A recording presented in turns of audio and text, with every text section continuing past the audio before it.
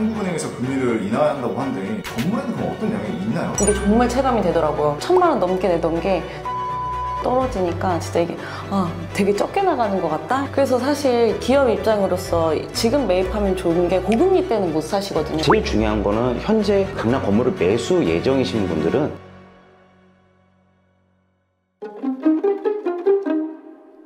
안녕하세요, 빅린디어 쌤입니다. 안녕하세요, 서현웅 마스터입니다. 대표님 이번에 보니까 뉴스 기사 보셨어요 혹시? 봤죠. 네. 한국은행에서 금리를 인하한다고 하는데 3년 2개월 만이라고 하거든요? 맞아요. 네. 진짜 오래 걸렸습니다. 오래 걸렸습니다. 3년 2개월이라는 게 오래 걸리는 건가요? 오래 걸렸죠. 지금 코로나가 거의 끝날 시점부터 시작해서 길게 올라왔죠. 왜냐면 코로나 시절에 시중에 돈이 많이 풀려 있었고, 그리고 저금리가 오랫동안 이제 지속이 됐었잖아요. 코로나 때 경기 침체가 우려돼서 금리를 맞아요. 많이 낮췄었고, 그리고 나서 이제 그게 너무 물가 상승이 너무나 지속되니까 또 그걸 또 잡기 위해서 또 금리가 올라갔죠. 거기에 크게 한몫했던 게 미국에서도 이제 금리를 엄청나게 올렸었잖아요. 그쵸. 거의 뭐 기준금리가 5.5까지 올라갔으니까. 근데 대표님들께서 한참 거래를 많이 했을 때 당시가 2022년 후반에서 2023년도에 그 기업이 많이 됐었잖아요. 근데 그때 찾아보니까 기준금리는 그때도 3.25, 3.5 높던데 별 차이가 없는 거 아닌가요? 오히려 디벨롭할 물건을 시행 부지를 이렇게 잡는 거는 저금리 때보다 고금리 때가 더 좋기는 합니다. 왜냐면 그때 당시에는 금리가 높다 보니까 나가는 이자 부담이 커요. 많은 사람들이 그런 시행 사업을 안 하려고 합니다. 그래서 오히려 저희 같은 경우에는 금리가 높을 때 오히려 물건 잡는 게 더 수월했었고, 코로나 그 저금리 시절 때 같은 경우에는 물건 잡기가 오히려 더 힘들었었습니다. 이자가 싸니까 너도 나도 지금 이걸 활용해서 해야겠다 해서 많이들 매입을 하셨었죠. 그리고 크게 한몫했던 게 주택 정책에 있어서 규제를 굉장히 많이 했었어요. 현재 지금까지도 주택 시장 같은 경우는 정부에서 굉장히 우려를 많이 하고 있습니다. 왜냐하면 금리를 지금 낮추는데도 지금 한국은행에서 보고 있는 거는 가계부채, 부동산 쪽으로 이렇게 투자라든지 뭐 이런 것들이 많이 몰릴까봐, 그래서 지금 많이 우려를 하고 있죠. 그러면 지금 뉴스에서 보면 이렇게 0.25 떨어져서 뭐 부동산 시장에 뭐 영향이 있냐 없냐 막 이것도 되게 사람들이 많이 관심을 가질 텐데 두 분 강남 디벨로퍼로서 이게 어떻게 좀 될 거라고 보시나요?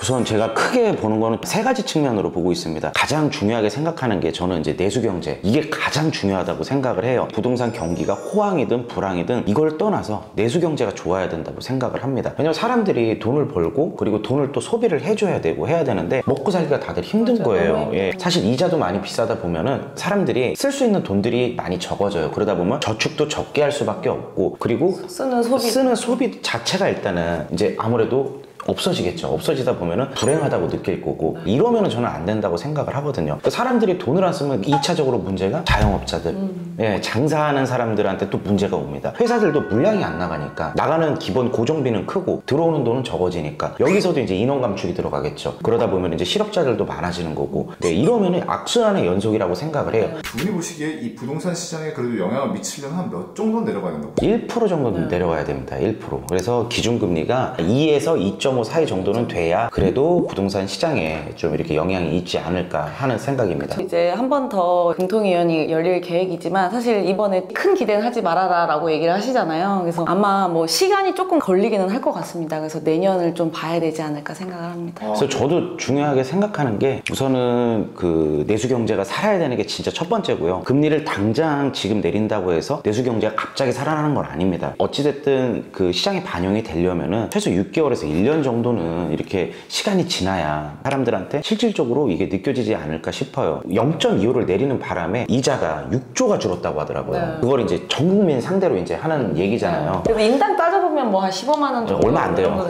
그래서 0.25는 간에 기별도 안 옵니다. 만약에 0.25가 더 내려간다고 보면 0.5가 총 내려가게 된 거잖아요. 건물에는 그럼 어떤 영향이 있나요? 0.5 정도? 건물에 영향 많습니다. 이 주택시장하고 이 상업용 건물하고 좀 약간 성향이 달라요. 주택시장 같은 경우는 금리가 떨어진다고 하더라도 사는 게 쉽지가 않습니다. 규제가 있기 때문에 이제 그렇고요. 이제 예를 들어 정부에서 주택시장을 규제를 하게 되면 DSR이 지금 현재 2단계입니다. 근데 3단계로 이걸 강화를 하게 되면은 아무리 금리가 떨어져도 소득 대비 대출 받을 수 있는 한도가 적기 때문에 이렇게 사람들이 마음대로 투자를 할 수가 없는 거죠. 그리고 예를 들어 거기에 2주택자나 3주택자한테 이제 뭐 세금이라든지 이런 거로 규제를 강화를 하게 되면은 절대로 기준금리가 떨어진다고 한들, 이자가 싸진다고 한들 사람들이 섣부르게 투자를 할 수는 없습니다. 하지만 이제 상업용 부동산 같은 경우는 이런 거에 대한 제한이 많이 없어요. 사실 이자하고 직결입니다. 직결. 기준금리가 3%라고 해서 그 나가는 실제 대출이 3%가 아닙니다. 은행에서 여기에 이제 가상금리, 즉 CD금리라는 걸 붙여요. 3% 플러스 이제 뭐 예를 들어 한 0.65에서 6 정도를 붙여서 그게 실제로 이제 소비자가 받는 이자가 나오게 되는데 아무래도 상업용 부동산 같은 경우는 이게 좀 덜합니다.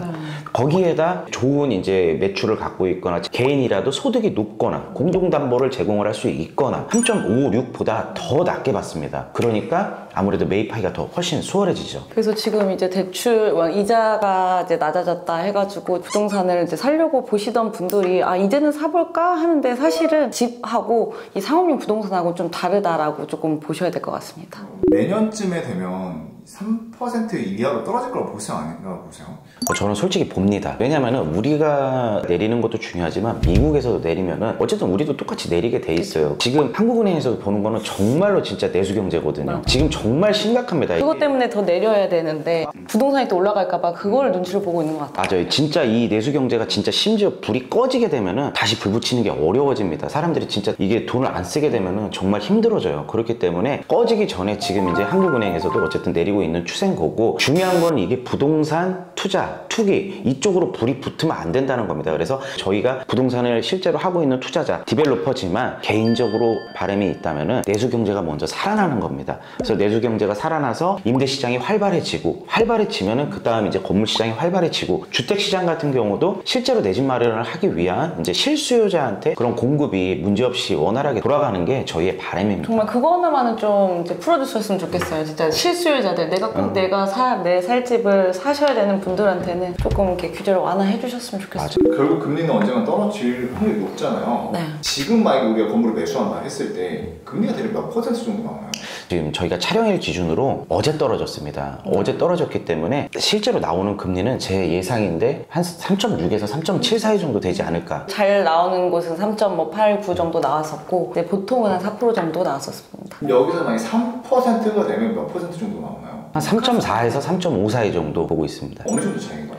엄청나게 많이 큰 차이죠. 느껴지실 거예요. 네. 원래 이자를 1,000만 원 내던 거를 750만 원 낸다고 생각을 해보세요. 그러면은 부담이 확 줄어듭니다. 이건 제가 느껴봤는데, 제가 수소랑 망원동 건물이 변동금리였기 때문에 5%가 넘었었거든요. 4.5%대로 제가 대환을 하고 나니까 이게 정말 체감이 되더라고요. 1,000만 원 넘게 내던 게 700만 원대로 떨어지니까 진짜 이게 되게 적게 나가는 것 같다? 이렇게 느껴지더라고요. 그래서 사실 기업 입장으로서 지금 매입하면 좋은 게 고금리 때는 못 사시거든요. 왜냐면 월세보다 이자가 높아요. 맞아요. 근데 이게 금리가 좀 낮을 때는 월세보다 뭐 비슷하거나 월세보다 낮을 수 있기 때문에 유리하실 수 있을 것 같습니다. 그러면 이런 생각 들 수 있을 것 같아요. 금리가 어차피 떨어질 거면 떨어진 다음에 더 이자 낮을 때 사도 되는 거 아닐까? 많은 분들이 그런 생각을 합니다. 예를 들어 그런 거 있잖아요. 집값이 떨어지면 사겠다. 이런 분들 굉장히 많으시잖아요. 네. 여러분들이 생각하는 거 많은 분들이 그렇게 생각하십니다. 떨어졌을 때 이제 사람들이 몰리기 시작합니다. 이 수요와 공급 법칙에 의해서 수요가 많아지면은 공급은 한정돼 있고 무조건 값이라는 게 올라가게 돼 있어요. 그러다 보니까 남들이 안 살 때 사는 게 결국은 정답이라고 생각을 합니다. 그럼 대표님, 지금 만약에 매수를 한다면 고정금리와 변동금리 어떤 걸 더 추천해 주시나요?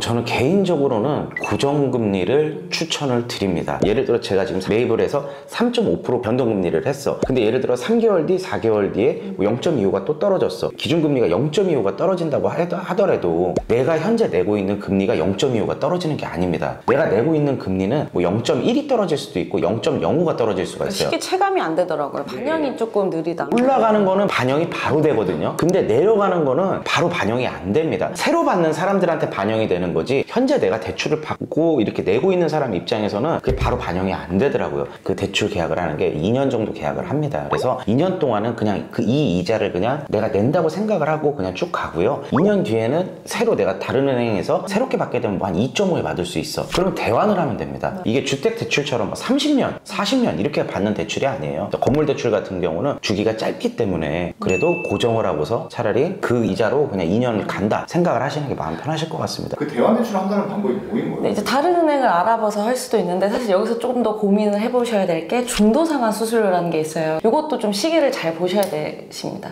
그러면 그때 더 갈아타기를 해서 대출을 더 싸게 낳는 건가요? 맞아요. 대표님들 하고 계시는 건가요? 하고 있습니다. 이미 한번 대환도 했고요. 예를 들어 저희가 이제 최고조로 올라가서 5.5까지 내봤어요. 근데 이게 금리가 어쨌든 떨어졌잖아요. 떨어져가지고 얘가 뭐 4%까지 왔어. 그러면 1.5 차이가 나잖아요. 한 달에 제가 뭐 1200 내고 있는데 여기로 갈아타면 700 낼 수 있어. 그렇게 되면 한 달에 뭐 세이브 되는 돈이 500만 원 세이브가 돼. 근데 500만 원 세이브가 되는데 얘를 여기로 갈아타려면은 중도상환 수수료라는 걸 내야 돼요. 10개월 정도 이렇게 생각을 해봤을 때 뭐 한 5천만 원 내야 된다. 그러면은 이게 내가 한 달에 500 세이브 할게 이게 더 세이브인 것 같다 하면 이제 돈을 물더라도 갈아타는 거고, 사실 퉁이다 이러면 안 갈아타는 퉁이다 거죠. 그러거나 혹은 이제 조금밖에 차이가 안 난다. 그럼 굳이 할 필요가 없습니다. 그래서 거의 만기가 도래해 가는 시점에 그쵸. 한 그때 6개월 이제 남았을 때. 네, 중도상환 수수료가 줄어들기 때문에 그때쯤 한번 좀 고려해 보시는 게 좋을 것 같습니다. 오늘 이렇게 0.25 금리가 내려간 거에 대해서 두 분의 생각을 좀 얘기를 해봤는데, 앞으로 이제 부동산 시장은 어떤